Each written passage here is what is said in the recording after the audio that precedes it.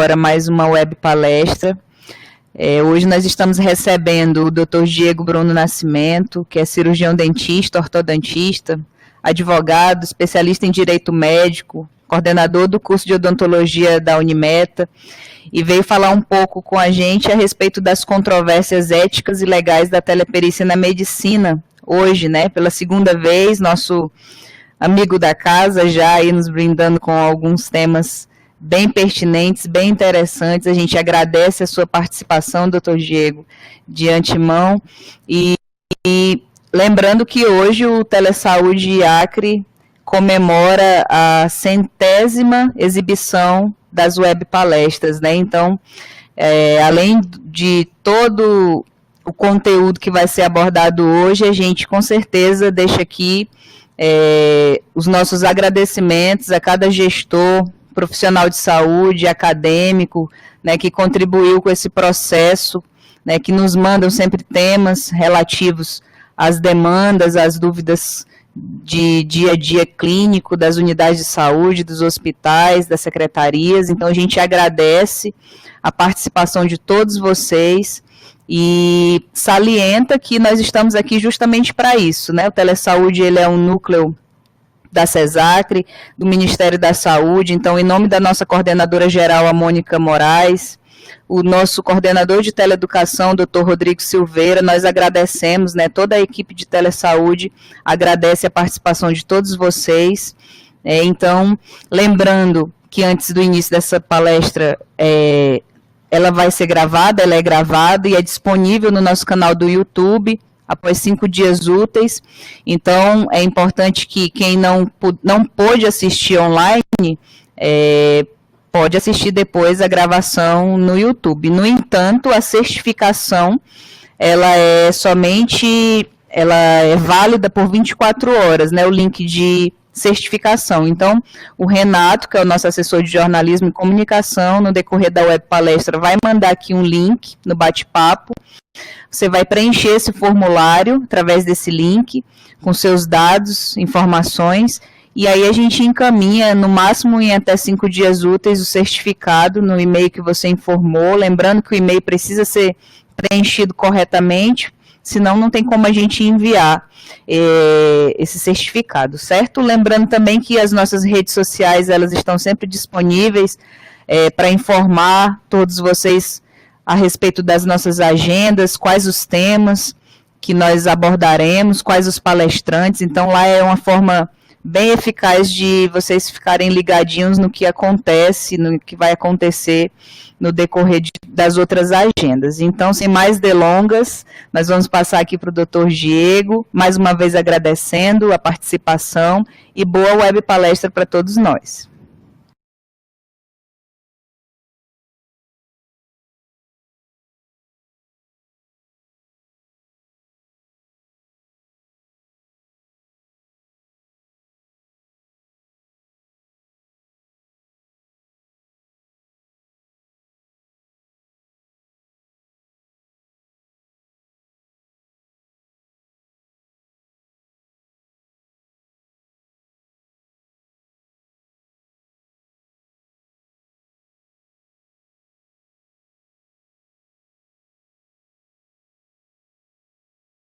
Só um minuto, gente, nós estamos tendo aqui um problema no áudio do Dr. Diego. Só um minuto que nós vamos resolver.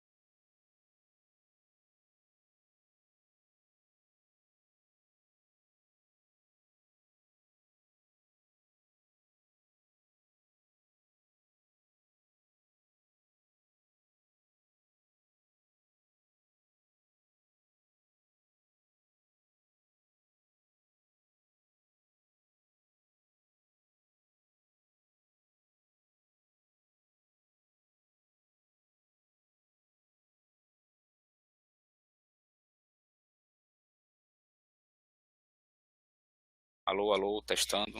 Viu? Posso? Sim.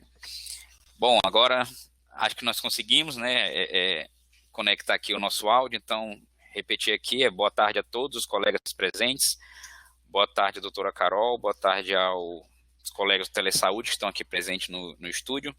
Agradecer novamente essa oportunidade em estar aqui para nós compartilharmos essas experiências profissionais, esses conceitos que às vezes são um pouquinho mais complexos, né, esses temas que nós trazemos aqui, porque são temas realmente que envolvem a medicina, só que a medicina voltada para o mundo do direito, e às vezes nós temos muitos profissionais da saúde que leva a ter um pensamento errôneo em achar que a área da saúde é uma coisa e a área do direito é outra, quando na verdade nós vemos hoje um mundo globalizado, onde as pessoas têm seus direitos, têm seus deveres, e nessa pandemia, essa área do direito médico, como a doutora Carol é a minha especialidade, ela está muito em voga exatamente por causa disso, né? Nas teleconsultas, a telemedicina, que é um do tópico que a gente vai abordar aqui, embora não seja o assunto principal, mas a teleperícia só surgiu, vocês vão perceber aqui, por causa da telemedicina. E por que que o direito médico, nesse momento da pandemia, ele está em uma crescente assustadora?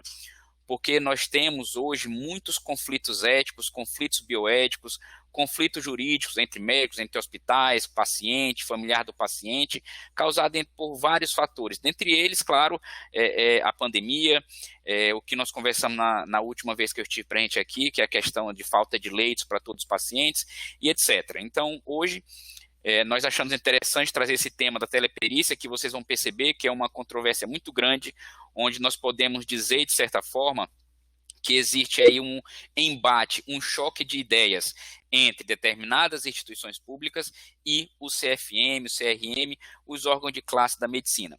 E a ideia aqui para vocês, colegas, é exatamente que vocês consigam, lá no final dessa nossa conversa, responder, né, se você médico pode fazer a teleperícia ou se você médico não pode fazer a teleperícia. O que eu vou passar aqui para vocês é o que há na legislação sobre teleperícia, legislação essa tanto a nível federal quanto as resoluções do Conselho Federal de Medicina, os pareceres, ok? Nós vamos conversar aqui exatamente sobre esse tema. Lembrando novamente que esse tema da teleperícia surgiu porque, de fato, existe a telemedicina. E a telemedicina, hoje, creio eu, que não seja mais mistério para ninguém. Hoje todo mundo sabe que, de fato, a telemedicina existe, ela está regulamentada, tanto do ponto de vista de lei federal, quanto pelas resoluções do Conselho Federal de Medicina.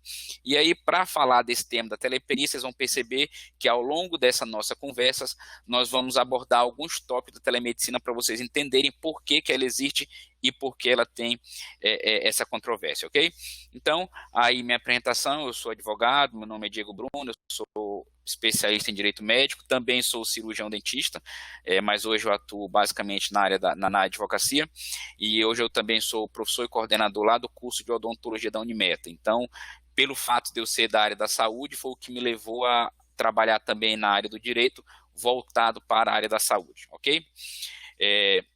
Então, vamos lá, vamos passar aqui para a gente começar. Então, colegas, primeiro eu mostro para vocês essa resolução 317 do CNJ. Vocês vão já entender qual a função disso. O CNJ é o Conselho Nacional de Justiça. Vocês vão perceber qual a função dele e por que essa resolução tem força de lei. Essa resolução 317, como vocês estão vendo, é desse ano, 2020, ela foi publicada ali por volta de maio, abril, mais ou menos.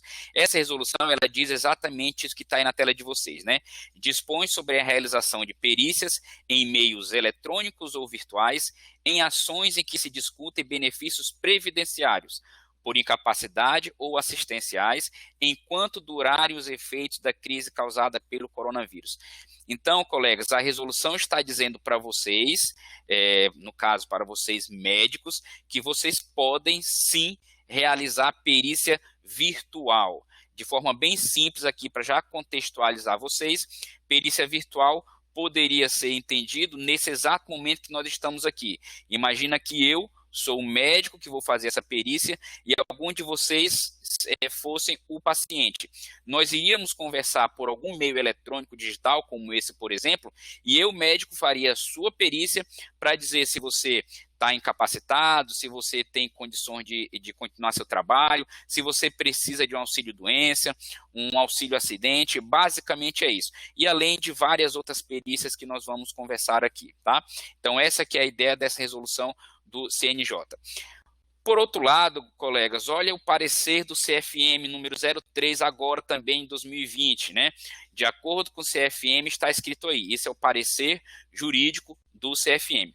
O CFM diz exatamente o seguinte: o médico perito judicial que utiliza recurso tecnológico sem realizar o exame direto no periciando, ou seja, no paciente, afronta o Código de Ética Médica e demais normativas emanadas no Conselho Federal de Medicina. Então, de imediato, eu já coloco aqui para vocês o embate que eu mencionei, onde nós temos o Conselho Nacional de Justiça que diz que você, médico, pode fazer a teleperícia, a perícia por meio virtual, por meio de recursos tecnológicos eletrônicos, e por outro lado eu tenho o Conselho Federal de Medicina, que é o órgão que regula a atividade de vocês, é o órgão que regula a atividade médica, dizendo que se você, médico, fizer uma perícia sem o exame físico, direto no paciente, você afronta o Código de Ética Médica. E quando o CFM diz que você afronta o Código de Ética, ele está indiretamente dizendo para você, médico, que você está cometendo uma infração ética. E, portanto, você estaria, em tese, sujeito a responder a um processo ético e lá na frente você poder, de repente, ser punido com uma advertência, uma suspensão, uma censura, ou em caso extremo, claro, né, que é a pena mais grave, a cassação do exercício profissional, ok? Então, esse é o embate que eu já coloco para vocês no início. O Conselho Nacional de Justiça diz que você, médico, pode fazer perícia virtual, e o CFM, que realmente é o órgão que regula a sua profissão, ele diz que você não pode fazer perícia virtual, pois se você fizer, você estará afrontando o Código de Ética Médica. Então, qual vai ser o foco dessa nossa discussão? Não é saber quem tem razão e quem não tem razão, porque não existe essa resposta. O que eu vou mostrar para vocês aqui são linhas jurídicas, raciocínios jurídicos e técnicos que vocês, médicos, poderão seguir para escolher o que você faz. Eu faço ou não faço? Porque o Conselho Nacional de Justiça é o que regula o poder judiciário no Brasil, diz que você pode. E o seu órgão de classe, o CFM, que regula a sua profissão, diz que você não pode. E para onde você vai correr? Para onde você, médico, vai decidir seguir, se uma coisa diz para você ir para o norte e a outra você diz para o sul, tudo bem? Então, se atente aí nas informações, que eu quero que lá no final vocês tentem responder se você pode ou não pode fazer a perícia utilizando meios eletrônicos. Então, acontece exatamente isso aí, galera. Eu creio que agora, nesse momento, não sei se aqui dos presentes alguém faz perícia no INSS, mas, de repente, algum médico faça perícia em algum outro setor, pode estar se perguntando, ok, teleperícia, eu entendi que existe esse embate entre o CNJ, que é o Conselho Nacional de Justiça, e o CFM. E o embate aí está muito claro, né? Eu mostrei para vocês, não tem mais dúvida. E você fica naquela situação, você médico, ok, o que eu faço? O Poder Judiciário diz que eu posso fazer, mas se eu fizer, o Conselho pode me punir eticamente. E vocês sabem que as punições éticas são competências exclusivas do seu Conselho de classe. E somente o Conselho Federal de Medicina pode lhe punir eticamente. Como eu falei para vocês, as penas são advertência, censura, suspensão e a mais grave de toda, a cassação do exercício profissional. Tudo bem? Então, para vocês entenderem qual a importância da teleperícia, colegas, primeiro vamos aqui conceituar o que é perícia, né? Perícia é um instituto jurídico que está previsto na legislação brasileira. Vocês podem ver aí que no Código de Processo Civil, no artigo 156, diz exatamente isso que está aí para vocês. O juiz será assistido por perito quando a prova do fato depender de conhecimento técnico ou científico. Colegas, de forma assim bem resumida e bem simples, para a gente não ficar aqui num juridiquês chato, o Código de Processo Civil nada mais é do que o arcabouço jurídico que diz como funciona um processo na justiça. Então, ele vai dizer para você como é que você acessa o judiciário, como é que você se defende, como que o juiz vai julgar, como que você vai construir uma prova, como que as testemunhas entram no processo, é basicamente como funciona o processo em si. Então, lá nesse Código de Processo Civil está dizendo que toda vez que uma ação judicial depender de conhecimento técnico ou científico que o juiz não tem, ele será assistido, ou seja, será auxiliado por um perito. Entendam conhecimento técnico científico, colegas, o conhecimento médico. Então, numa ação que envolva erro médico, que envolva algum conhecimento da área médica, que claro que o juiz não tem esse conhecimento, porque ele não é médico, ele é formado em direito e juiz de direito, falta a ele esse conhecimento para poder decidir aquela causa, exatamente por ele não ter esse conhecimento. Mas quem precisa julgar é o juiz. Contudo, para que o juiz possa julgar uma demanda, possa julgar uma ação, ele precisa de alguém que tenha conhecimento naquela área que está sendo discutida. Ele precisa de alguém que tenha conhecimento técnico e científico daquela área para que esse profissional possa fornecer subsídios para que o juiz decida aquela causa. Isso que é a função do perito, isso que é a perícia. Então, como vocês visualizam aí, eu coloquei em vermelho, a perícia é um tipo de prova. E vocês devem saber que o juiz julga uma ação, julga um processo baseada em provas. Existem vários tipos de provas. Colocando aqui sempre na área médica, que é o nosso foco, numa ação de erro médico, por exemplo, o que seria a prova? O prontuário do médico é uma prova, testemunha é uma prova, o depoimento pode ser uma prova e a perícia é uma prova. Porém, a perícia, colegas, é uma prova muito importante no direito brasileiro. Por que ela é muito importante? Porque a perícia é aquela prova que ela é construída por um profissional técnico, é um profissional que tem de fato conhecimento naquele objeto. Uma testemunha, por exemplo, ela pode esquecer o que aconteceu, ela pode, de repente, confundir alguma coisa, passar uma informação errada para o juiz, mas é uma prova. A prova testemunhal também é importante. Um prontuário médico, de repente, pode ter ali alguma rasura, pode ter ali alguma informação que, de fato, foi escrita errado, uma inversão de ordem cronológica, enfim. Existem várias situações que podem, de repente, enfraquecer aquela prova, mas continuam sendo provas. Diferente da perícia, por ela ser uma prova técnica feita por um profissional de fato da área, ela tem, digamos que ela tem maior credibilidade jurídica, porque o perito é um profissional imparcial, que vocês vão ver aqui. Em que sentido? Ele não está lá para ajudar nem o autor da ação, nem o réu da ação. Ele está, como vocês percebem aí, para assistir ao juiz, para auxiliar o juiz no julgamento desse caso. Então, o perito ele não tem absolutamente nenhuma relação com as partes do processo. Por isso que ele tem que ser imparcial, porque ele vai simplesmente olhar aquela situação, analisar o processo, estudar aquele caso que o autor está dizendo que houve um erro médico, por exemplo, e a partir daí ele vai dizer para o juiz o que aconteceu, como que aconteceu, se aquilo é reversível, se é irreversível, se existe chance de um tratamento reabilitador de repente, etc. Vai depender do caso concreto. Então, essa é a função primordial da perícia. E aí também no mesmo Código de Processo Civil, no artigo 464, diz o seguinte, que a prova pericial consiste em exame, vistoria ou avaliação. Como eu mencionei para vocês, é uma prova. Dentre os vários tipos de prova que nós temos, a perícia é uma prova. E a palavra exame, colegas, não é estranho para vocês. Vocês fazem exame todos os dias. É esse o exame que vocês conhecem que está escrito aí. Então, a prova pericial é um exame do paciente. Ou então a prova pericial é um exame daquele paciente que solicitou no INSS um benefício previdenciário. Vocês sabem que para qualquer segurado conseguir benefício, ele precisa passar por uma perícia no INSS.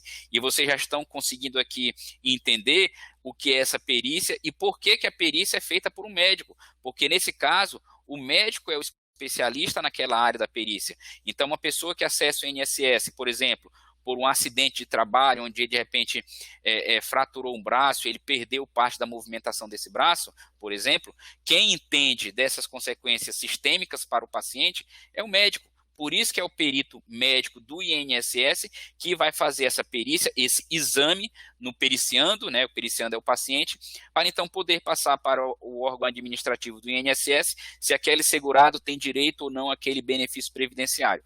Logicamente que se esse benefício for negado no INSS, a pessoa ainda pode recorrer à justiça, mas isso não vem ao caso agora. Então, isso que é a perícia que eu falo para vocês. E é esse perito que é imparcial que vai atestar se aquela pessoa, aquele periciando, nesse exemplo, tem ou não direito àquele benefício previdenciário, através de um exame. E isso que é o exame que está escrito aí na tela para vocês, ok?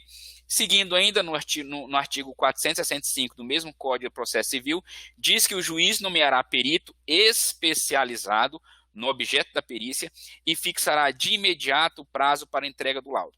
E aí eu vou dar alguns exemplos aqui para vocês entenderem o que é esse especializado no objeto da perícia.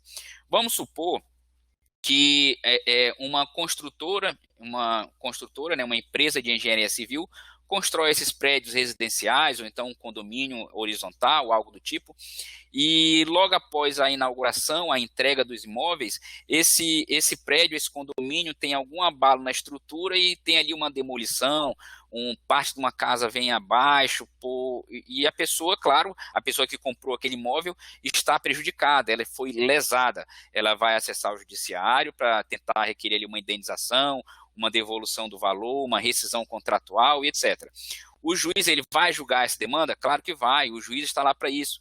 Mas eu pergunto para vocês, qual é o conhecimento de engenharia civil que o juiz tem para poder dizer que aquela demolição ali, aquele desabamento, foi decorrente de uma falha estrutural, foi decorrente de um cálculo errado na engenharia, foi de uma estrutura que foi mal colocada. O juiz não tem esse conhecimento. Então, o que o juiz faz? Ele nomeia um perito especializado no objeto da perícia. Qual é o objeto dessa perícia? Desabamento do prédio. Então, claro que ele vai nomear um engenheiro civil, e o engenheiro civil vai fazer a perícia. É a mesma coisa, colegas, independente da área, independente do profissional. Se, por exemplo, né, um paciente entra no hospital e ele faz uma cirurgia e ele julga ter acontecido ali um erro médico, uma falha técnica, ele vai processar o hospital. O juiz vai julgar aquele caso? Sim, mas o juiz não tem conhecimento médico para dizer se aquilo realmente é um erro ou não. Ele vai nomear o quê? Um profissional especializado no objeto da perícia, que, claro, vai ser um médico. Então, é isso que fala aí para vocês, tá? E quem é o profissional especializado para fazer esses exames de benefícios previdenciários? Saber se a pessoa está incapacitada ou não. É o médico. Então, o médico aqui vai ser nomeado, seja no processo civil aqui, ou seja lá no âmbito do INSS. Então, essa, mais uma vez aí para vocês, a importância da perícia. E o perito, galera, ele está previsto também no Código de Processo Civil. Está aqui, ó, são auxiliares da Justiça, além de outros, o perito, está aqui em vermelho. Então, o perito é um auxiliar da Justiça. Vocês percebam que não fala aqui que o perito é um auxiliar da parte, do autor, do réu, do paciente que vai no INSS. Não, ele é auxiliar da Justiça. Então, ele está lá para auxiliar a Justiça a resolver aquele caso que está sendo questionado. Então, para vocês entenderem, eu coloquei essa imagem aí. Olha, está aí um exemplo do hospital, certo? Aqui é o hospital de vocês, e aqui um pacientezinho foi lá no hospital fazer algum procedimento cirúrgico, e aí de repente a família alega que o hospital, a equipe médica, operou a perna errada do paciente, né? Era para operar a perna esquerda, operou a perna direita. Sei lá, vamos pegar aqui um exemplo bem esdrúxulo. Logicamente, a pessoa que se sente lesada, ela vai acessar o Poder Judiciário para buscar uma reparação, uma indenização pelo dano causado. Logicamente que o juiz, né, vai julgar esse conflito entre o paciente e o hospital, cada um estará representado pelo seu advogado. Mas o juiz não entende de cirurgia médica, o juiz não entende de protocolo médico, não entende de joelho, de perna, de nada disso, de saúde do paciente, de comorbidade, o juiz não sabe o que é isso. O que vai acontecer? Como o juiz não sabe o que é isso, ele vai nomear um médico. Nomeia um médico para fazer a perícia desse paciente e ver se aquilo que está sendo alegado pelo paciente é verdade ou não, se é realmente aquilo ou se é uma outra coisa, e aí vai depender exatamente do que está sendo discutido no processo. Então eu coloquei aqui a fotozinha da médica do lado do juiz, exatamente para mostrar para vocês que o médico vai auxiliar o juiz. O médico não vai trabalhar nessa perícia para ajudar o hospital, porque lá tem alguns colegas dele, e muito menos ajudar um paciente, porque um paciente é um conhecido de alguém da família dele. Não, o médico vai ser imparcial, vai analisar o caso de forma objetiva, passando para o juiz exatamente o que aconteceu ali, para que ele possa julgar a demanda. Então, vocês estão vendo aí que o juiz apreciará a prova pericial, né, indicando na sentença os motivos que o levaram a considerar ou não. Logicamente que o juiz ele pode, na sentença, considerar o que o perito falou no laudo pericial, mas também o juiz pode desconsiderar o que ele falou no laudo. Quem decide é o juiz. O que vai fazer que o juiz opte em considerar o que você disse e não considerar é a qualidade do seu laudo pericial, mas o juiz é livre para fazer essa opção, né? Então, vocês estão vendo aí, olha, o juiz apreciará a prova constante dos autos, independentemente do sujeito que a tiver promovido, e indicará na decisão as razões da formação de seu convencimento. O juiz, colegas, independente da decisão que ele tomar naquele processo, ele tem que fundamentar, ele tem que dizer que julga a ação dessa forma, porque baseado na prova tal, tal e tal, ele entende que é isso, isso, isso, e assim vai. Inclusive, se baseando na prova pericial. Como eu falei para vocês, é uma prova que tem muito peso na justiça, porque é uma prova técnica, feita por um profissional totalmente imparcial. Então, galera, para a gente entrar na teleperícia, qual é a finalidade da perícia? É exatamente fornecer subsídios técnicos para o juiz julgar aquela decisão. É exatamente fornecer subsídios para o INSS, dizer se aquele paciente tem direito ou não ao benefício previdenciário ou algum benefício assistencial. E essa perícia, como ela envolve um conhecimento específico da medicina, claro que quem vai fazer essa perícia é um médico. Um médico vai ser nomeado, se for no processo civil, ou se for lá no INSS, já tem lá os peritos médicos que fazem essa perícia. E esse laudo pericial, muitas vezes, ele é fundamental para a decisão do magistrado, é fundamental para a decisão do INSS em conceder ou não aquele benefício que o paciente está requerendo. E aí agora a gente entra no INSS. Imagina que um paciente idoso, aí, de repente ele está com uma doença crônica aí, né, progressiva, que de repente está prejudicando até o convívio social dele, mas ele ainda não cumpre os requisitos para a aposentadoria. Nada mais natural que essa pessoa tente uma aposentadoria por incapacidade. O que ele vai fazer? É o mesmo processo, ele vai entrar lá com processo administrativo no INSS, requerendo a aposentadoria por incapacidade. Como é que vai ser feito isso? Esse paciente vai passar pela perícia médica, da mesma forma. E a partir do que a perícia médica disser nesse caso, o INSS vai conceder ou não a aposentadoria por incapacidade deste paciente. Essa perícia é feita in loco, é feita lá no INSS. Então, é uma perícia física, então, onde o perito tem contato direto com o paciente, tudo bem? Isso que é a perícia para fins de concessão de aposentadoria. Então, eu coloquei duas notícias para vocês perceberem como é complexo essa questão de INSS. O INSS hoje, ele talvez não tenha uma estrutura suficiente para atender toda a demanda da população que precisa recorrer ao INSS. Medo de perder auxílio-doença, após um ano o INSS não tem data de pente fino. Então o INSS, esse pente fino aí é o que ele vai fazer para rever todas aquelas pessoas que estão recebendo um auxílio-acidente, um auxílio-doença, para ver se elas ainda fazem jus a esse benefício. Claro, mesma coisa, todo esse povo que recebe benefício vai passar por uma nova perícia médica para então o perito médico dizer se ela faz ou não o jus àquele benefício ainda. Ministério Público pede perícia médica para a Dutra reassumir a Prefeitura de Paço do Lumiar. Por que exige que o Ministério Público pediu essa perícia? Essa prefeita aí, esse prefeito, ele precisa, para ele reassumir a prefeitura, é necessário que a perícia médica diga que ele está em plena capacidade de voltar a exercer sua função. E quem vai fazer essa perícia também é o médico. É o mesmo processo, você agora já sabe a função da perícia e qual a importância dela.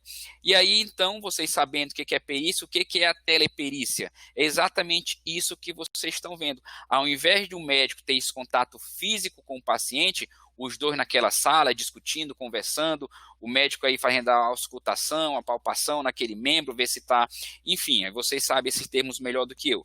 É exatamente esse exame feito pelo computador, por exemplo, por um aplicativo, por um meio eletrônico, meio digital, e através exatamente dessa foto que vocês estão vendo, o médico poderia, em tese, de acordo com aquela portaria, aquela resolução do CNJ, fazer um laudo pericial para dizer se aquele paciente tem direito ou não ao benefício previdenciário. Qual é o problema da teleperícia, né, que vocês vão ver?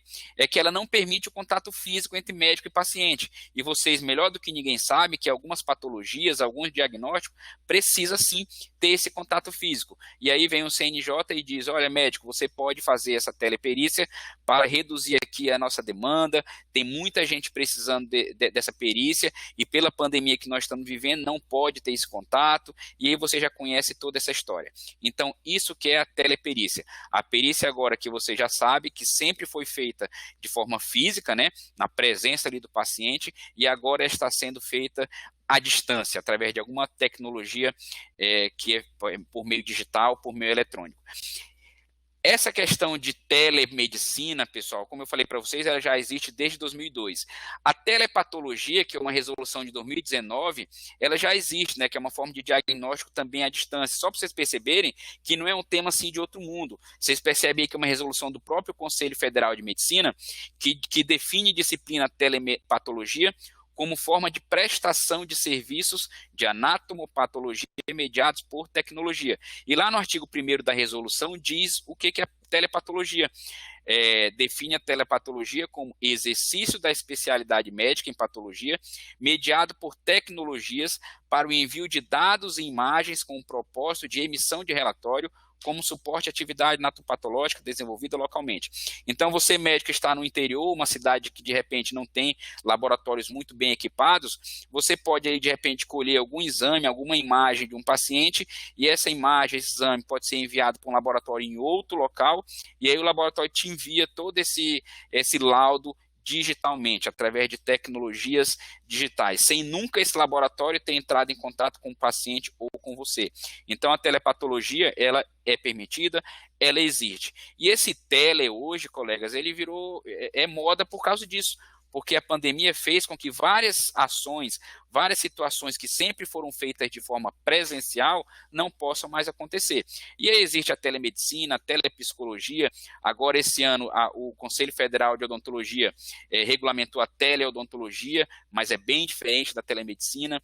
Então, a tendência é essa, a tendência é que tudo migre em grande quantidade para o mundo digital, para o mundo virtual. O que a pandemia fez foi apenas acelerar esse processo que, a longo prazo, seria realmente irreversível.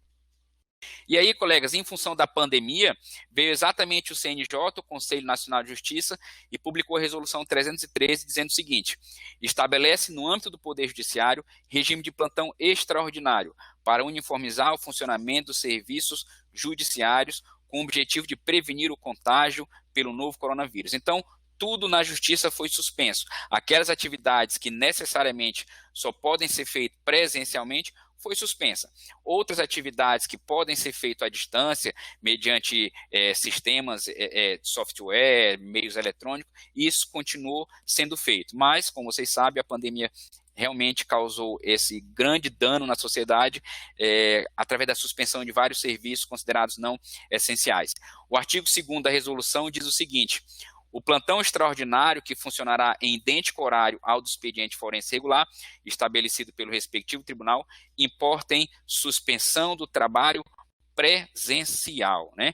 Então, trazendo aqui para o Estado do Acre, o Tribunal de Justiça suspendeu os trabalhos presenciais, o que não quer dizer que estava todo mundo de férias. Eles estavam todos trabalhando, mas de forma remota, cada um na sua casa, com o seu computador, e hoje na Justiça praticamente tudo é digital, tudo é eletrônico, então isso aí facilita. Agora, as audiências foram suspensas, as perícias foram suspensas, tudo isso foi suspensa porque na época, então, não podia ter absolutamente nenhuma atividade presencial por causa da pandemia. O artigo 3º diz o seguinte: fica suspenso o atendimento presencial das partes, advogados e interessados, que deverá ser realizado remotamente pelos meios tecnológicos. Então, vocês percebem, colega, que esse artigo 3º ele é bem genérico.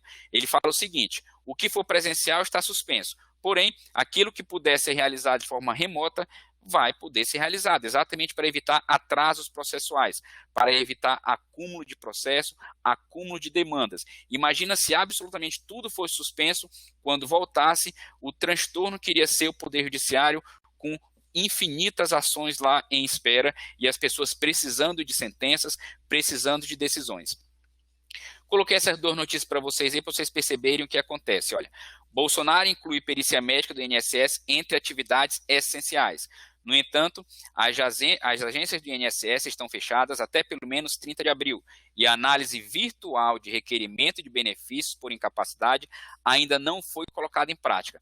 Esse requerimento de benefício por incapacidade, colegas, ele está exatamente englobando a perícia. Na época, então, não havia sido colocado em prática, porque até então ninguém imaginava que essa pandemia ia durar esse tempo todo, né? Foi aquela suspensão de 15 dias, depois mais 15 dias, e aí nessa brincadeira vamos entrar em agosto e ainda está nessa situação caótica que nós vivemos. E a INSS cria serviço para ajustar a marcação de perícia médica. A medida tem por objetivo garantir o atendimento aos segurados. Colegas, vocês precisam entender aqui, mais do que nunca, que esses requerimentos administrativos para o INSS, eles precisam da perícia médica, eles precisam desse laudo médico. Por isso que o transtorno é muito grande para os segurados, porque de repente um auxílio que eles precisam, um benefício previdenciário, uma aposentadoria de repente, não vai ser concedida sem passar pela perícia médica. Mas com as atividades suspensas, quem está sendo maior prejudicado é a própria população, e geralmente é a população mais carente, aquela população que às vezes precisa daquele benefício de um salário mínimo para sobreviver, mas que se ela não passar pela perícia médica, ela simplesmente não vai ter acesso a esse benefício. Então, o Conselho Nacional de Justiça publicou exatamente a resolução 317, que diz aí para vocês, olha, dispõe sobre a realização de perícias em meios eletrônicos ou virtuais, em ações que se discutem benefícios previdenciários por incapacidade ou assistenciais enquanto durar a pandemia. Então, é aquela primeira slide que eu mostrei para vocês, o embate entre CNJ e CFM. Agora a gente entra de fato aqui se pode ou não pode. Então, o CNJ diz para você, médico, nesses benefícios previdenciários que precisa fazer a perícia médica, você pode fazer a perícia de forma remota. Você pode fazer a perícia utilizando o Zoom, o Google Meet, de repente o WhatsApp, uma videochamada, o aplicativo que o próprio INSS dispõe, o sistema deles, o portal. Hoje, pelo CNJ, isso é permitido, está aqui na resolução deles. Só que aí você, médico, pergunta o seguinte, cara, mas sinceramente eu sou médico, eu estudei 6 anos para fazer minha graduação, fiz a minha residência, estudei 10 anos, tive que me inscrever no Conselho Regional do meu estado, então profissionalmente, eu sou subordinado ao meu conselho de classe. Por que que eu, médico, tenho que, de repente, seguir uma instrução do CNJ? Eu não me inscrevi no CNJ. Esse raciocínio, colegas, não é um raciocínio 100% errado, não é. Porque você, médico, é inscrito no conselho, e vocês sabem aqui que quem fiscaliza a profissão de vocês é o CRM do estado do Acre, falando aqui do nosso estado. É ele que fiscaliza a atividade médica, é ele que fiscaliza se os hospitais estão seguindo o Código de Ética, as instruções normativas do CRM e CFM. E aí vem o Conselho Nacional de Justiça e diz que eu tenho que fazer uma perícia que o meu conselho diz que eu não posso. E fica exatamente nesse choque, nessa dúvida. E aí a questão é, você, médico, deve seguir o que o CNJ está dizendo para você fazer, ou você simplesmente não faz porque você quer obedecer apenas o CRM? O Conselho Nacional de Justiça, colegas, está previsto na Constituição Federal. Constituição Federal é a lei mais importante do país, é a lei que está no topo da pirâmide. Quando você escuta notícia no jornal dizendo que a lei número tal foi declarada inconstitucional, é porque aquela lei contraria a Constituição. E no sistema legislativo brasileiro, nenhuma lei pode contrariar a Constituição. Se ela contrariar, será declarada inconstitucional. Então, lá no artigo 103b da Constituição, está dizendo exatamente o seguinte: compete ao Conselho, é o CNJ, tá? O controle da atuação administrativa e financeira do Poder Judiciário e do cumprimento dos deveres funcionais dos juízes, cabendo-lhes, além de outras atribuições que lhe forem conferidas pelo Estatuto da Magistratura. Então, tem outras funções, tá? Então, o que está dizendo aí para você? Que o CNJ é o órgão responsável por controlar como o Poder Judiciário vai funcionar. E a perícia, colegas, está dentro de onde? Do Poder Judiciário. A perícia nada mais é do que uma ação que acontece dentro do Poder Judiciário.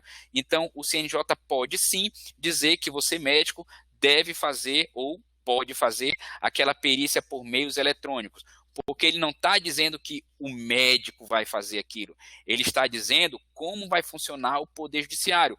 Porém, nesses casos que eu falei para vocês, tanto de processo civil quanto no caso do INSS, a perícia médica ela está incluída de todo esse sistema do Poder Judiciário, só que, coincidentemente, ela é feita por um médico.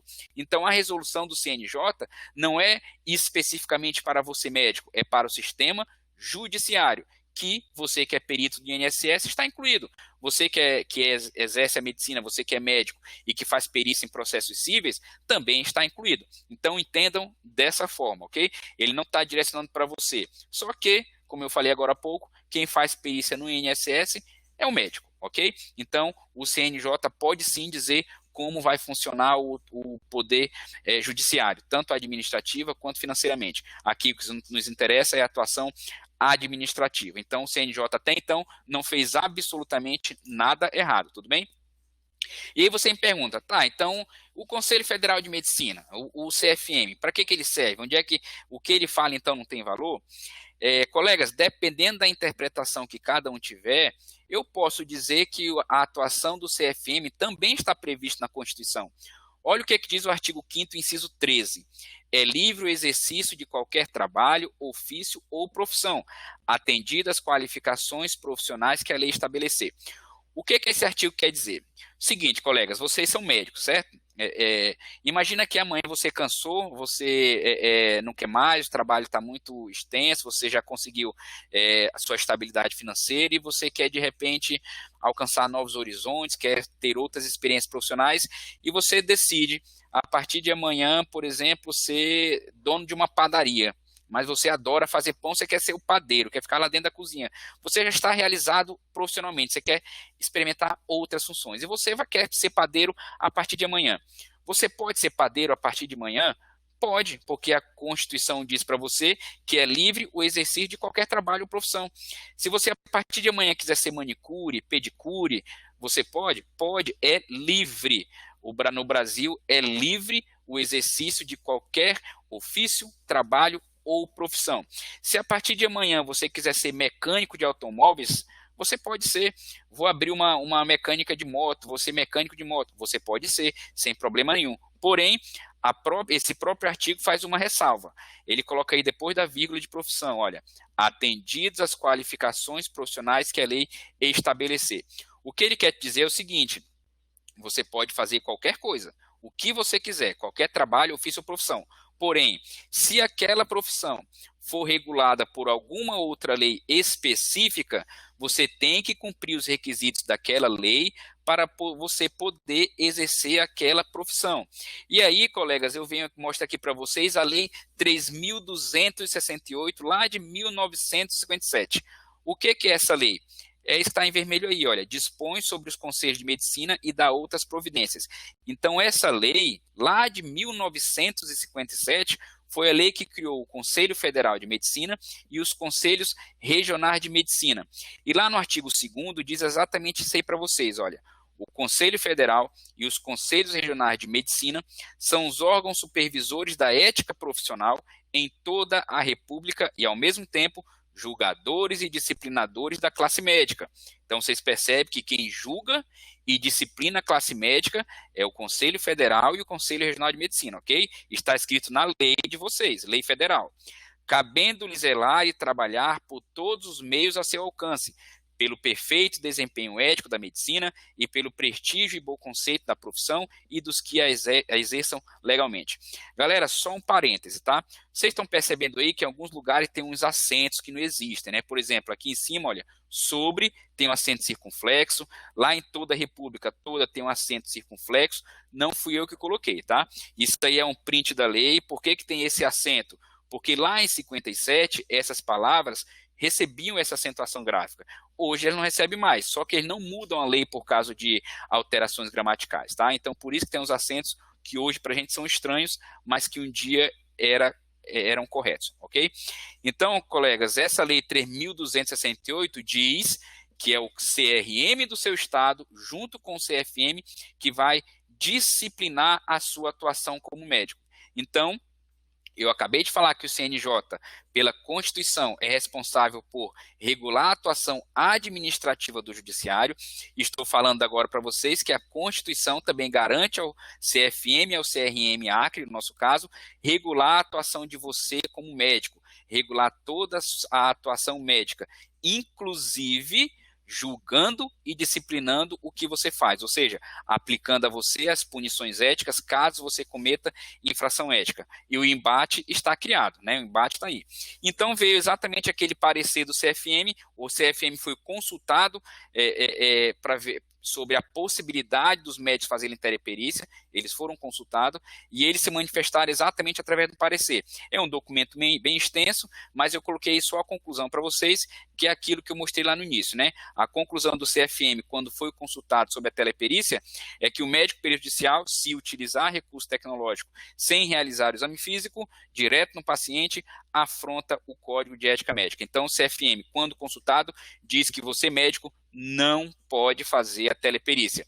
E aí você pergunta, bom, então até aí tudo bem, porque lá na Constituição diz que quem regula a minha classe é o CFM. Exatamente isso, colegas, é isso aí mesmo. O CFM diz que você não pode, você médico não pode. Porém, quando você é médico perito do INSS, você é contratado do INSS.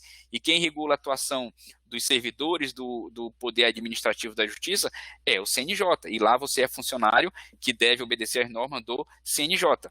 Lá no INSS, você continua sendo médico.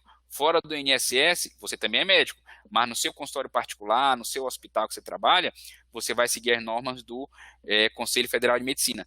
E também lá no INSS. E aí, galera, confesso que eu, se fosse médico aqui, eu estava me perguntando que até agora eu não sei se eu posso fazer ou não posso fazer.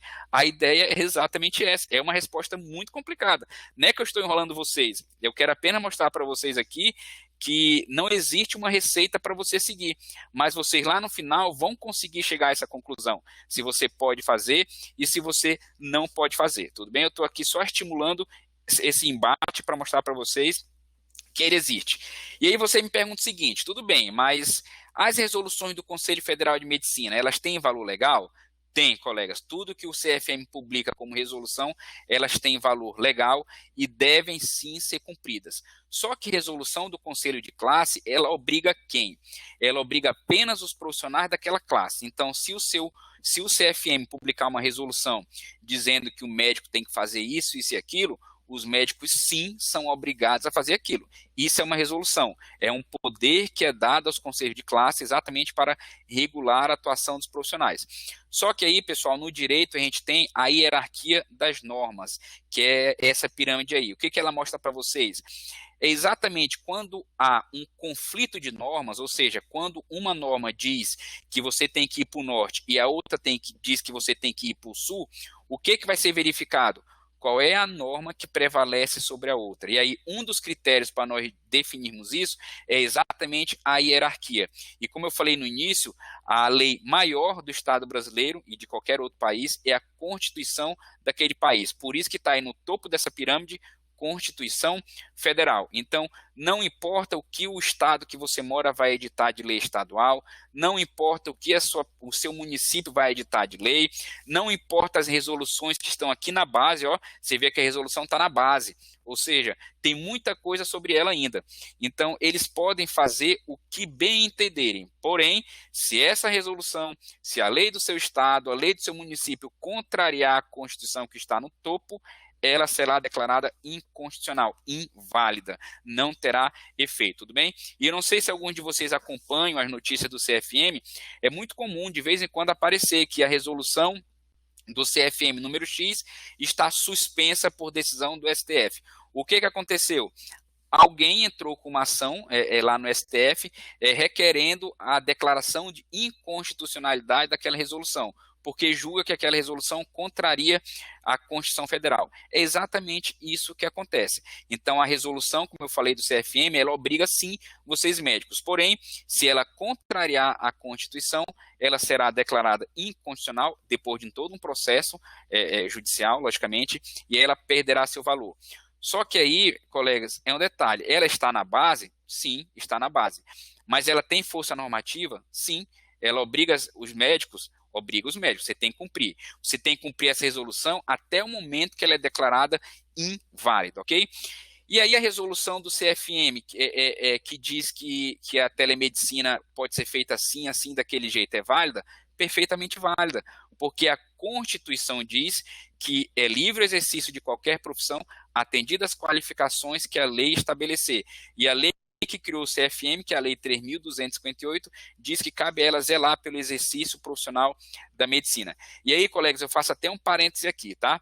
Toda aquela discussão que teve aqui no estado do Acre e em vários outros estados, de que alguns governadores solicitaram que médicos sem inscrição no CRM, né, médicos formados no exterior, pudessem trabalhar nos hospitais para combater a Covid, por que não é uma coisa tão simples quanto muitos acham?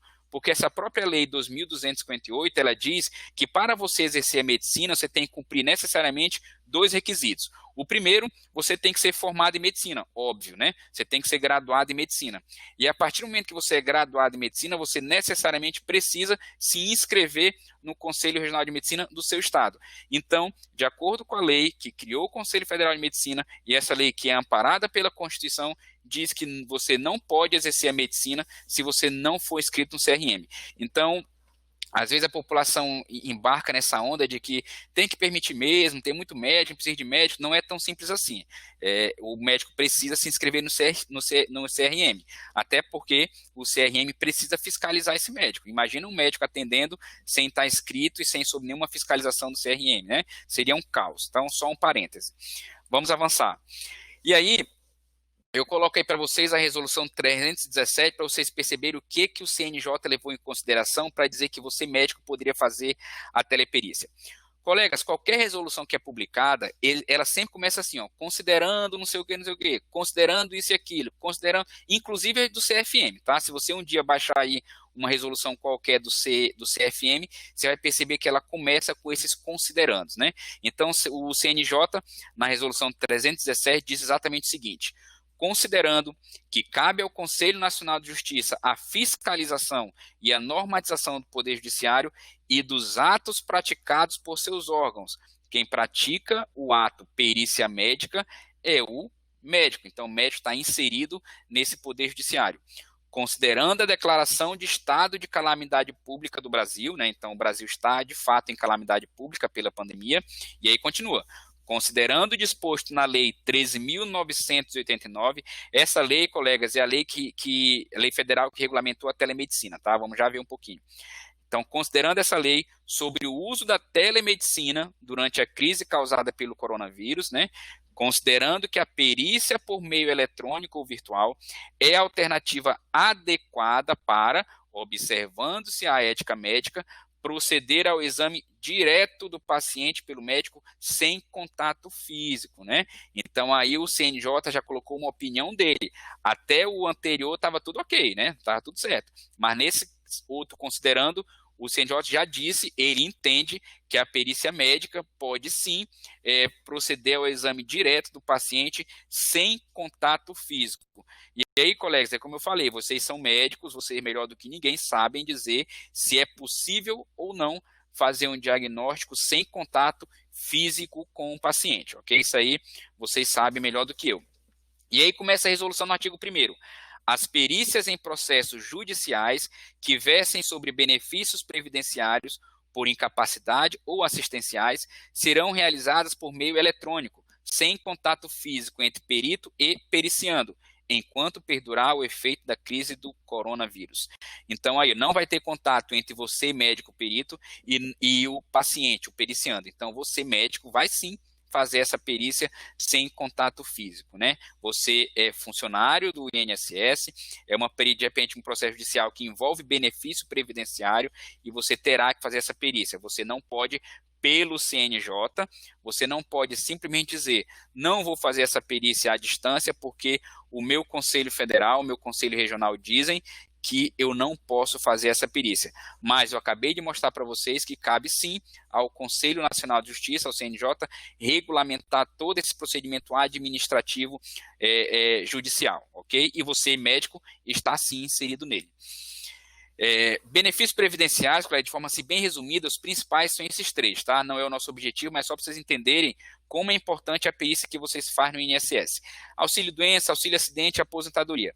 O auxílio-doença é aquele auxílio que a pessoa, ela durante o trabalho lá, ela está acometida de alguma doença, e em função dessa doença ela vai ser afastada temporariamente do trabalho. Ela vai receber um auxílio-doença. E para ela receber, ela vai precisar passar pela sua perícia, ok?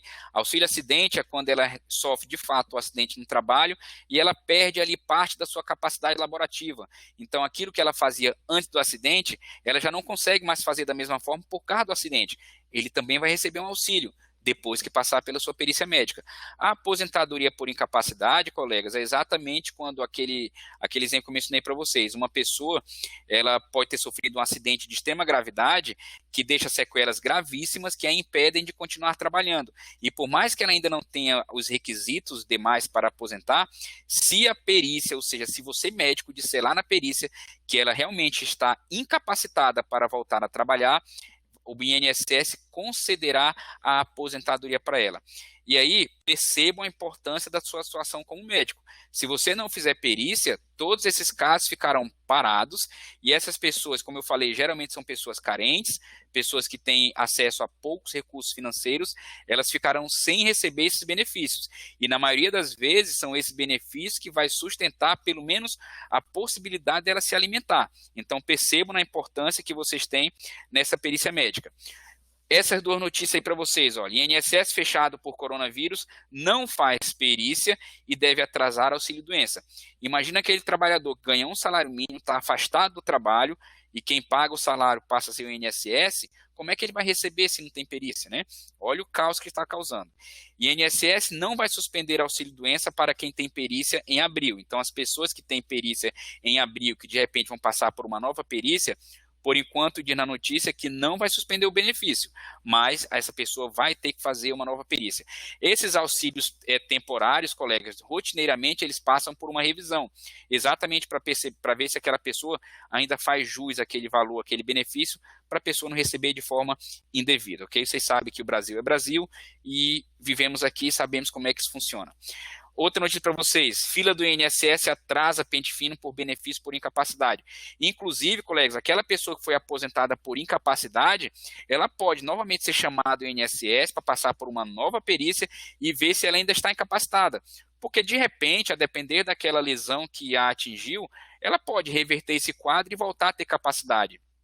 Por mais que ela não volte a ter a mesma capacidade que ela tinha antes, mas ela pode executar um outro tipo de trabalho. E o INSS pode, em tese, cancelar essa aposentadoria dela e ela volta a trabalhar normalmente, tá? INSS tem 1.300 pedidos atrasados, 1.300.000. Galera, 1 milhão de pedidos atrasados. É um absurdo. Como eu falei para vocês, o INSS, ele realmente não tem uma estrutura que suporte toda demanda.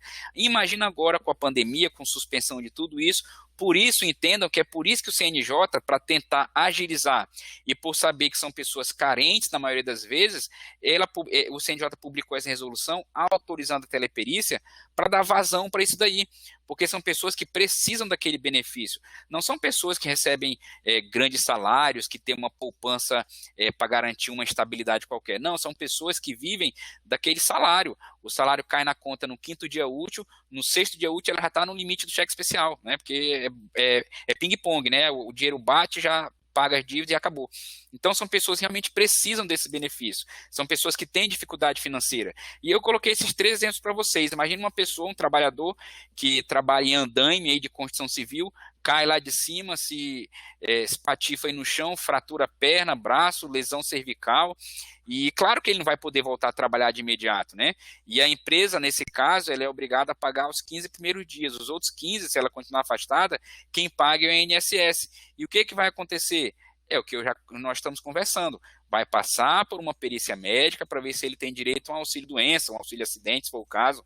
Ou então um idoso que precisa pai está uma doença grave, degenerativa aí, que precisa de aposentadoria, mas ainda não tem a idade suficiente para se aposentar, ele precisa dessa perícia para vocês médicos comprovarem que ele está incapacitado.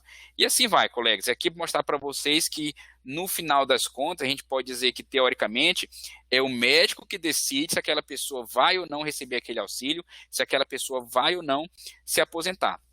E aí, como eu falei para vocês, o CNJ se baseou na Lei 13.989, lei recente, é 2020, foi esse ano. É a lei exatamente que dispõe sobre o uso da telemedicina durante a crise causada pelo coronavírus. A telemedicina, colegas, no âmbito do Conselho Federal, já existe desde 2002, se não estou enganado, tá? Resolução 1643, vai aparecer já já. Porém, em âmbito de lei federal, somente agora em 2020 ela passou a existir, né? Então, o artigo 1º diz o seguinte: esta lei autoriza o uso da telemedicina enquanto durar a crise ocasionada pelo coronavírus. Por isso que lá naqueles considerandos, o CNJ falou o seguinte: considerando os efeitos da Lei 13.989, porque é exatamente a lei que autoriza a telemedicina. E telemedicina, galera, é exatamente a medicina mediada à distância, é a medicina mediada por tecnologias digitais. Então, dentro da medicina existem vários ramos, inclusive a perícia. A perícia é um ato médico, um ato privativo de médico, a perícia médica, no caso, né? Então, está sim dentro da telemedicina. Durante a crise ocasionada pelo coronavírus, fica autorizado em caráter emergencial o uso da telemedicina. Isso a lei federal está dizendo. Artigo 3º. Entende-se por telemedicina, entre outros, o exercício da medicina mediado por tecnologias para fins de assistência, pesquisa, prevenção de doenças e lesões e promoção de saúde. Então, de acordo com a lei 13.989, a telemedicina ia funcionar para isso, né? Assistência, pesquisa, prevenção de doenças e lesões e promoção de saúde. Percebam, colegas, que aí ela não menciona perícia, correto? Ela não fala perícia. Caberia, de repente, alguém interpretar o que é assistência médica, né? O que é pesquisa médica, o que é prevenção de doenças, lesões e promoção de saúde. Você poderia, de repente, dependendo da sua linha de raciocínio, encaixar a perícia dentro de assistência médica, né, que é uma forma de assistência. O perito não vai assistir ao juiz, por exemplo, então seria uma forma de assistência. Isso é interpretação, tá, colegas? Mas a lei não diz claramente que a perícia também está incluída na telemedicina. Então, está aí o embate para vocês que eu acabei de falar, né? Conselho Nacional de Justiça e Conselho Federal de Medicina, e aí você precisa decidir, né? Você médico, quem eu sigo, o CNJ ou o CFM? O CFM, colegas, em termos de telemedicina, existem algumas normas que regulamentam essa telemedicina, né? Tem aí a própria Lei 13.989, tem a resolução que eu falei agora, a Resolução 1643 de 2002, então é a lei que de fato criou, a resolução que de fato criou a telemedicina, então já são 18 anos, colega, não é uma coisa recente. Porém, como eu disse lá no início, por que agora ela é muito comentada? Pela situação que a gente vive, de evitar aglomeração, evitar contato físico entre as pessoas. Tem um parecer CFM 03, que eu já mostrei para vocês, tem o próprio Código de Ética Médica, vocês devem conhecer, lá fala sobre perícia, vou mostrar aqui, e tem a resolução do CFM 2056 de 2013, que também fala sobre a perícia. Vamos ver o que elas dizem já já. Então, a Lei 13.989, que é a lei da telemedicina, ela diz lá no artigo 4º o seguinte: o médico deverá informar ao paciente todas as limitações inerentes ao uso da telemedicina, tendo em vista a impossibilidade de realização de exame físico durante a consulta. Então, colegas, agora preste atenção. Lei, como é que funciona a lei, né? Quem faz lei são os nossos deputados e senadores. Eles escrevem a lei lá em Brasília, o presidente autoriza, sanciona e a lei passa a vigorar. Logicamente que eles têm toda uma assessoria jurídica que vai dizer para ele o que pode colocar na lei e o que não pode. Isso tudo existe.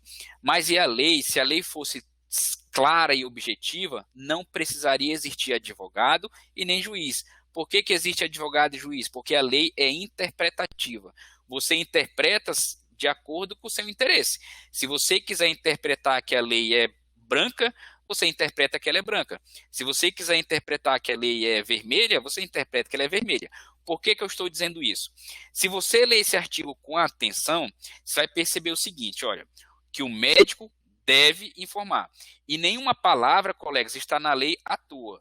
Quando a lei fala que o médico deverá, é sinal de obrigatoriedade. Não é o médico pode informar, é o médico deve informar.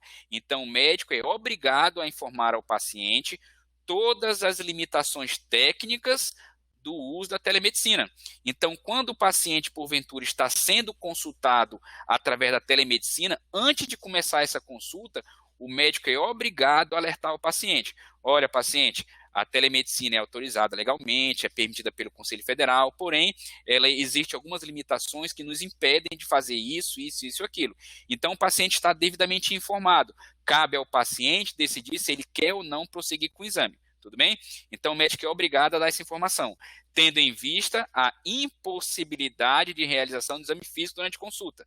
Então, o médico esclareceu o seu paciente. Paciente, eu posso até fazer a sua consulta aqui pelo computador, virtualmente, mas você entende que ela tem certas limitações? Doutor, eu entendo, mas eu acho que dá para a gente fazer. E aí você, médico, faz, ok? Então, você é obrigado a informar isso para esse paciente. Por quê? Porque o paciente pode julgar, de repente, que em função dessas limitações, você pode, de repente, fazer um diagnóstico não muito assertivo naquele caso, e o paciente tem essa possibilidade de recusar ou prosseguir. Tá? Então, a lei diz que é obrigação do médico fornecer isso para o paciente, tudo bem? E a resolução do CFM 1643, que define disciplina prestação de serviço através da telemedicina, como eu falei para vocês, ela é de 2002, ela diz o seguinte, artigo 1º, definir a telemedicina como exercício da medicina através da utilização de metodologias interativas de comunicação audiovisual e de dados, com objetivo de assistência, educação e pesquisa em saúde. Até aí, nenhuma novidade, ok? Mas isso foi lá em 2002, quando o CFM regulamentou, então, o uso da telemedicina, tudo bem? E aí a resolução do CFM 2056, que é mais recente, 2013, tem esse texto dela, que é para que ela serve, o que ela regula, mas eu marquei aqui para vocês, para a gente não perder muito tempo na leitura. Ó. O que essa resolução diz, além de outras coisas, é estabelecer qual roteiro o médico deve seguir para fazer uma perícia médica.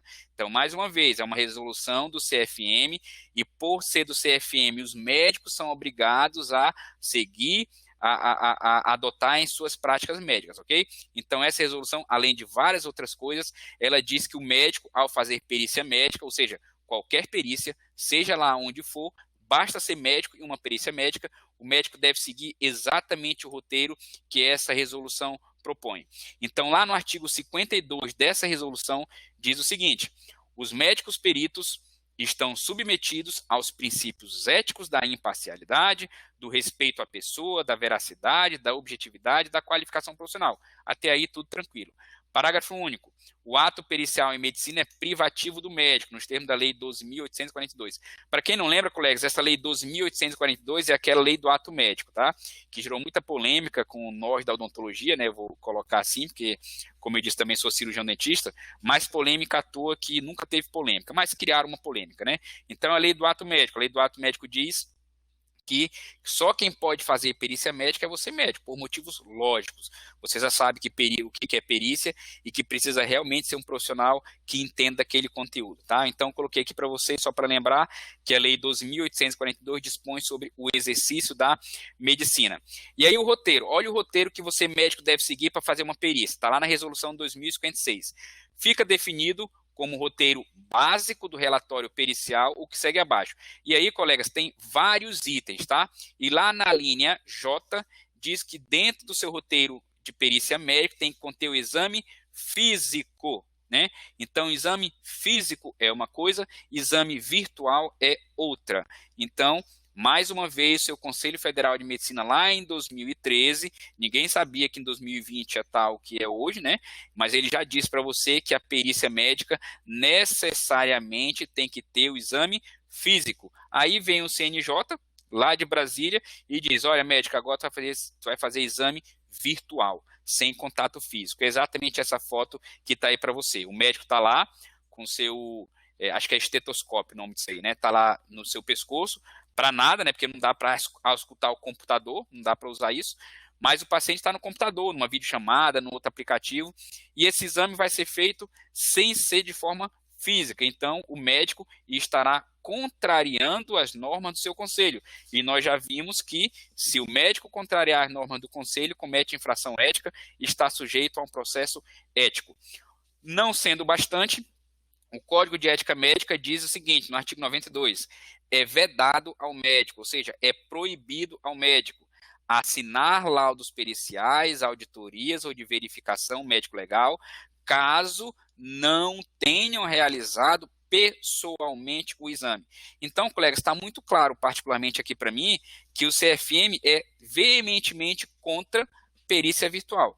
Eu estou mostrando para vocês vários aqui dispositivos do próprio CFM que dizem que você, médico, não pode fazer perícia virtual, que essa perícia tem que ser física, presencial, pessoalmente, com contato físico entre paciente e médico, ok?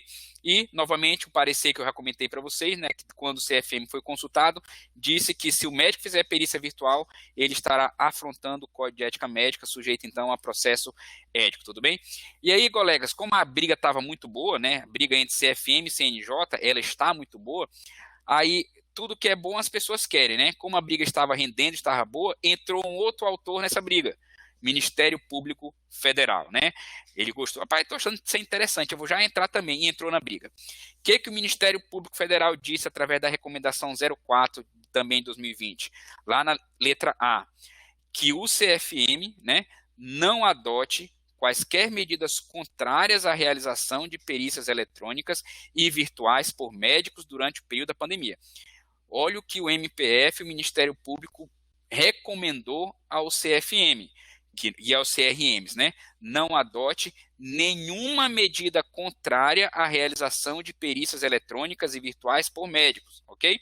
E na letra B, o MPF disse para o CRM e o CFM para se abster, ou seja, para não instaurar procedimentos disciplinares contra médicos por elaboração de parecer técnico e perícia fracionada, né, que é exatamente a perícia virtual, onde é realizado um exame de documento, parecer, posteriormente complementado pelo exame físico. Então, o que o MPF diz? CRM, CFM, por favor, eu estou recomendando que você não adote absolutamente nenhuma postura punitiva contra médicos que realizarem a teleperícia, né? E por que o Ministério Público Federal se manifestou? Porque a briga estava legal, galera. É aquela briga que todo mundo quer entrar, que está divertida, é notícia para cá, notícia para lá. E o MPF entendeu, eu vou entrar também nessa briga, recomendou. E aí, da mesma forma que você me perguntou quem é CNJ, quem é MPF, né? Por que eu, médico, tenho que ouvir o MPF? Por que o Conselho Federal de Medicina tem que ouvir o Ministério Público? Também está previsto lá na Constituição, no artigo 27, qual é a função do Ministério Público. Tá aí, olha. O Ministério Público é instituição permanente, essencial à função jurisdicional do Estado. Colegas, função jurisdicional é a justiça, tá? Poder judiciário. Incumbindo-lhe a defesa da ordem jurídica, do regime democrático e dos interesses sociais individuais disponíveis. Eu coloquei em vermelho em destaque. Resumindo tudo isso, para o que interessa aqui o nosso caso, qual é a função do Ministério Público? Fiscalizar a aplicação correta da lei. Então, toda vez que o Ministério Público entender que em algum local, em algum setor, em algum ramo da sociedade, a lei não está sendo aplicada de forma correta, ele irá sim intervir. E, se for um caso, poderá também entrar com uma ação contra aquele órgão, aquela instituição que não está cumprindo a lei. Por isso que ele fez uma recomendação, não é ação judicial, não é nada. Apenas recomendando para que o CFM e o CRM se abstenha de adotar condutas, processos punitivos em relação aos médicos. E aí, meu Deus do céu, agora se eu fosse médico eu estava realmente perdido, porque falamos tanto de CNJ e de CFM e agora tem uma terceira figura que é MPF e até agora, chegando aqui no finalzinho da nossa conversa, eu ainda não sei se eu faço ou não faço teleperícia. Pelo amor de Deus, parece novela, nunca chega esse momento. Calma, vocês mesmos vão tomar essa decisão, mas entendam que existem aqui 3 figuras importantíssimas que vão balizar a atuação de vocês como médicos, né? CNJ, CFM e o Ministério Público Federal. E aí fica a dúvida, né? Eu, médico, então, Diego, vamos lá, vamos resumir isso aí, eu quero saber se eu faço ou não faço a teleperícia. Colegas, você decide, novamente, né? Não sou eu que decido, quem decide são vocês. Porém, vou ajudar vocês a decidir agora, tá? Teleperícia na medicina, o que você deve levar em consideração? Eu coloquei aí uma lei federal, que é a Lei 13.989, e coloquei aquela resolução do CNJ, certo? A resolução número 317, que é a lei que diz que você pode fazer a perícia virtual. Por que eu coloquei essas 2 leis? Pelo seguinte, está escrito aqui na Lei 13.989, lá no artigo 4º, o seguinte, nós já lemos, agora eu vou ler De novo, o médico deverá informar ao paciente todas as limitações inerentes ao uso da telemedicina, tendo em vista a impossibilidade de realização de exame físico durante a consulta. Colegas, agora há pouco eu falei que a lei é interpretativa, ok? Você interpreta de acordo com o seu interesse. Então, pensa junto comigo. Você é médico, tá? Você está no meio dessa briga aí, mas você é o lado fraco, é o elo fraco da corrente, né? Então, você que vai sofrer todas as consequências de fazer ou não fazer. A lei está dizendo o seguinte, que você deve informar ao paciente todas as limitações da telemedicina. Ok, a lei está dizendo isso, é uma lei federal, se aplica a todos. Pensa comigo, você está lá com seu paciente. Colegas, ninguém melhor do que vocês poderá dizer isso daí. Paciente, infelizmente, o seu caso não é possível fazer essa consulta virtual porque eu preciso fazer o exame físico. Pronto, você simplesmente não fez teleperícia e você não contrariou a lei. Porque lá no artigo 4º da telemedicina está dizendo que você deve informar ao paciente as limitações. Então, se você entender que no caso daquele paciente precisa sim do exame físico, você não irá fazer a teleperícia, não irá fazer o exame. E outro detalhe, ok, Diego, eu entendi, mas aí se me questionarem, colega, vocês são profissionais liberais, profissional liberal responde por seus próprios atos. E você, como médico, você tem conhecimento técnico e científico da sua profissão. Então, não cabe ninguém a interferir no seu trabalho como médico, ok? Isso tem que ficar claro. Absolutamente ninguém pode dizer o que você, médico, deve fazer ou como fazer, porque você é responsável por seus atos. Isso quer dizer o quê? Se você fizer certo, legal, você cumpriu sua obrigação como profissional. Se você fizer errado, é você que vai responder. Você não pode dizer, mas eu fiz assim porque pediram. Não, nós somos liberais e nós não respondemos pelos nossos atos. E se a lei dá essa brecha para você, essas são as famosas brechas da lei, né? Bom, então, na dúvida, o que eu vou dizer para o meu paciente? Paciente, o teu caso requer um exame físico. Então, nesse caso, colegas, do INSS especificamente, o processo dele vai ficar suspenso daquele paciente, né, vai ficar lá parado, e aí quando for permitido realmente o exame físico, aí vai dar seguimento, ok? Então, um caminho para vocês seguir, mas não é só, tá? Não acha que já está respondido. Calma, é apenas uma vertente que eu lhe dei. A outra, vamos usar agora a resolução que o próprio CNJ publicou. Como eu falo para você, é questão de interpretar. Por isso que é interessante você ter esse conhecimento jurídico e não sair fazendo só aquilo que está na imprensa, aquilo que nós bem entendemos. Olha o que diz a própria resolução do CNJ, que, em tese, obriga você a fazer teleperícia. Lá no parágrafo 2º do artigo 1º diz o seguinte: o perito, ou seja, você médico, poderá expressamente manifestar entendimento de que os dados constantes do prontuário médico e a entrevista por meio eletrônico com o periciando, com o paciente, são insuficientes para a formação de sua opinião técnica, situação em que o processo deverá aguardar até que seja viável a realização da perícia presencial. Colegas, se vocês conseguiram perceber, tanto a lei federal que regula a telemedicina quanto a própria resolução do CNJ, que criou toda essa confusão, diz que cabe a você médico e unicamente a você médico definir se aquele caso é possível ou não fazer a teleperícia. É como eu digo, é questão de interpretar. Então, já mostrei aqui para vocês 2 dispositivos que vieram de dois órgãos diferentes, dizendo a mesma coisa, que cabe ao médico informar ao paciente se aquela consulta, aquele exame é possível ou não ser feito através de meios eletrônicos, ok? O que mais que a gente pode conversar aqui? Aí você fica com o seguinte questionamento. Tudo bem, Diego, então, pelo que eu estou ouvindo aqui, pelo que eu estou entendendo, eu, médico, posso dizer para todos os pacientes que, olha, no seu caso aí não dá. Colegas, em tese, sim, né? Você poderia simplesmente, se você está com receio, se você está ali meio, poxa, mas vai que eu faço, cara, e o CRM abre um processo ético contra mim, é um transtorno, aí lá vai ter que ir atrás de advogado para me defender lá no conselho. Colegas, tudo isso pode de fato acontecer e pode existir.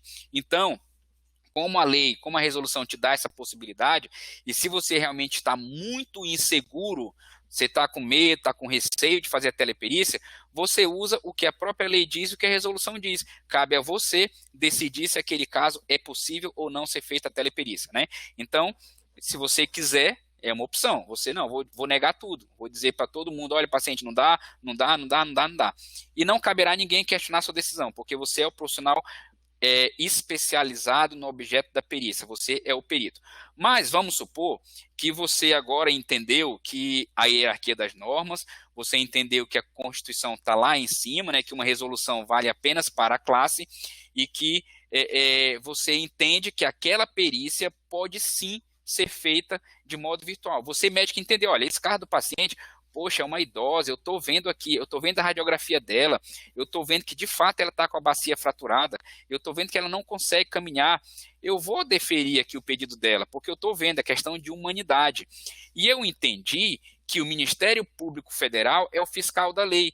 Então, se ele recomendou que o meu conselho não adote nenhuma conduta punitiva e sancionadora disciplinar contra a minha conduta, eu vou fazer a teleperícia, porque nesse caso eu entendo que é viável, então eu vou fazer.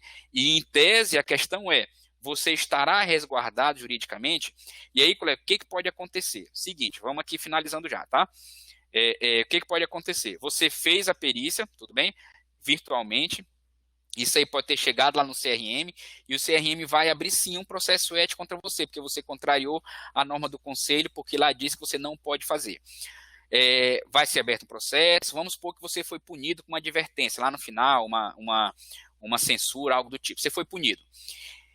O CRM, colegas, fez o papel dele, você pode recorrer para o CFM para rever essa punição, e lá no CFM, vamos supor que mantiveram a condenação, você foi condenado à censura. O CRM fez o papel dele, e o CRM está certo. Por que ele está certo? Porque você afrontou as normas éticas do CFM e as resoluções do CFM. Então, toda vez que você, médico, confrontar as normas do seu conselho, cabe ao conselho sim, e somente a ele, abrir um processo ético contra você. E pensando ainda de forma mais além, em tese, o que o médico poderia fazer? Tudo bem, eu fui punido, já recorri para o CFM, é a última instância, não tem mais para onde recorrer. O que eu vou fazer agora? Eu vou ajuizar, eu vou na Justiça Comum para rever essa minha punição, porque eu não concordo. O Ministério Público Federal diz que o CFM não deveria adotar a punição, e você vai ajuizar uma ação lá na Justiça Federal. A justiça, colega, isso é importante, tá? A justiça, ela não pode interferir nesses processos éticos do conselho de classe. Não pode, porque isso cabe apenas ao conselho. Quais seriam os casos que a justiça poderia intervir? Exatamente quando o conselho contrariou normas constitucionais, quando ele contrariou normas processuais, e aí a justiça poderia, sim, reverter aquela decisão e obrigar o conselho de classe a tirar aquela punição do seu caderninho, lá do seu histórico. Colegas, não houve nenhuma situação dessas ainda, mas juridicamente falando, é isso que poderia acontecer. Você ser punido no CRM, sentença mantida no CFM, você recorrer na justiça e a justiça usar, inclusive as leis federais, as resoluções do CNJ, usar a hierarquia das normas que nós acabamos de falar, usar a recomendação do MPF para dizer que o CRM adotou uma postura contrária à lei. E o Ministério Público, que é o fiscal da lei, cabe a ele fiscalizar, e foi comprovado que o CRM realmente não está aplicando a lei de forma correta. E dessa forma, você consegue definir se você faz ou não teleperícia, né? Eu acho que deu para vocês entenderem qual é a ideia, mas acima de tudo, colegas, bom senso, tá? Bom senso em que sentido? Como eu falei, as pessoas que precisam desses benefícios previdenciários geralmente são pessoas carentes, que não têm recursos financeiros, e elas, sem aquele benefício, provavelmente, ela vai ter dificuldade de manter suas necessidades básicas, como alimentação, higiene, moradia. Então, tenham bom senso, tá? É a perícia médica que vai definir se aquela pessoa vai receber o benefício ou não. E se você entende que realmente aquele caso não dá para fornecer um laudo exato, porque precisa do exame físico, cabe unicamente a você definir isso. Mas se você entender que aquele caso lá é possível fazer a perícia virtual, também cabe unicamente a você decidir isso. Ou seja, como eu disse lá no início, eu não vou dizer para vocês qual é o certo, porque não existe certo, existem entendimentos. E aí é importante apenas vocês terem conhecimento que existem leis e resoluções que vão balizar o trabalho de vocês, mas juridicamente falando, é assim que funciona. A própria lei que criou a telemedicina, ela dá brecha para você manifestar o que você acha, e a própria resolução do CNJ, que é o maior interessado na teleperícia, também diz que cabe única e exclusivamente a você, médico, dizer se naquele caso é possível ou não fazer a teleperícia, ok? Bom senso acima de tudo. Colegas, espero que eu tenha conseguido aí colocar essa dificuldade na cabeça de vocês. Eu queria exatamente isso, eu não queria colocar aqui no início que você faz ou que não faz, porque como eu disse, você que decide, você é médico, e por você ser médico, ninguém pode interferir na sua profissão, por você ser um profissional liberal, mas a nossa vida tem que sempre ser baseada no bom senso. Se dá para fazer, colegas, faça. Se não dá, não faça. Tá com receio? Não faz, você escolhe, tá? Coloquei meus contatos, meu WhatsApp, quem quiser tirar dúvida depois, alguma sugestão, meu Instagram, o meu e-mail, fique à vontade, estou à disposição para dúvidas, se alguém tiver. E obrigado, Carol, pela oportunidade. A ideia exatamente era essa, colocar dúvidas na cabeça de vocês, ok? Isso mostra a importância de você ter um conhecimento jurídico, de você saber exatamente até onde você pode ir e como você pode ir, ok? Estou à disposição aí para dúvidas.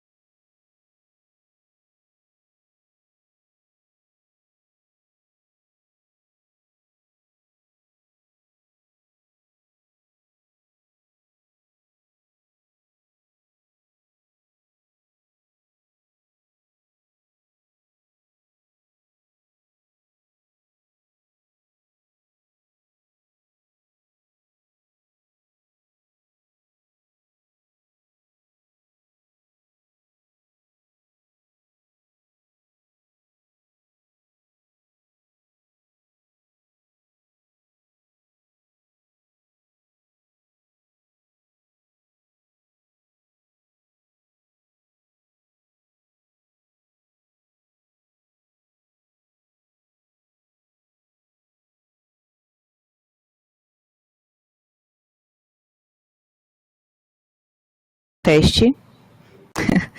Bem, gente, desculpa a demora no áudio aqui, teve uns probleminhas técnicos, mas tudo bem, acontece nas melhores famílias. E como eu bem estava falando, quando o áudio foi interrompido, esse é o espaço que a gente abre para interação com o profissional, com o palestrante, então vocês podem mandar aqui no bate-papo qualquer tipo de dúvida que o Dr. Diego vai responder, caso existam.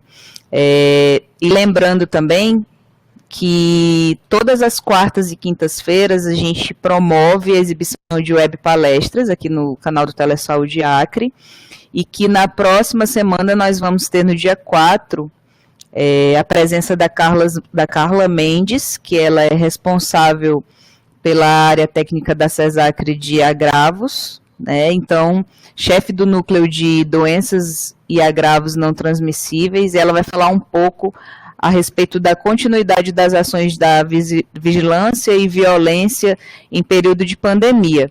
Então, lembrando que o público-alvo dessa web palestra são as pessoas das vigilâncias municipais, então é importante que os coordenadores estejam atentos, convidem os coordenadores de vocês do município.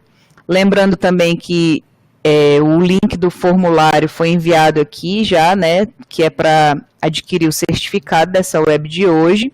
Somente tem direito ao certificado quem preenche o formulário, e ele fica aberto durante 24 horas. Então, a gente orienta que você preencha ainda hoje, certo? Então, Se nós não temos nenhuma interação, a gente agradece mais uma vez ao nosso amigo, né, Dr. Diego Bruno, que sempre está disponível ao núcleo, né, com as suas palestras, que com certeza nos trazem aí temas importantes, né, que nos empoderam no dia a dia clínico, né, principalmente os profissionais da medicina. Então a gente agradece mais uma vez, doutor Diego. As portas estão sempre abertas do núcleo, certo?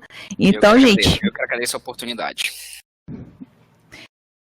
Então é isso, a gente fica por aqui, agradece a participação de todos vocês, e lembrando que as nossas páginas e redes sociais estão sempre esperando aí a visita de vocês, as curtidas, para que vocês nos conheçam um pouco mais e acompanhem o nosso trabalho. E ainda hoje nós vamos publicar, né, a matéria de aniversário da nossa 100ª web palestra de exibição. Então, mais uma vez, a gente agradece a participação de todos vocês, hoje e sempre, né? Então, até a próxima semana e até mais.